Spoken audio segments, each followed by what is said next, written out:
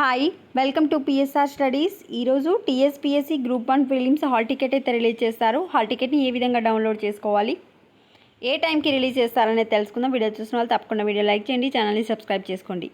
నేను కామెంట్ సెక్షన్లో లింక్ ఇస్తాను. టీఎస్పీఎస్సీ గ్రూప్ 1 అఫీషియల్ వెబ్సైట్, దానిపైన కామెంట్ సెక్షన్లో ఇచ్చిన లింక్ పైన క్లిక్ చేయగానే ఈ విధంగా మీరు అఫీషియల్ వెబ్సైట్కి ఎంటర్ అయిపోతారు.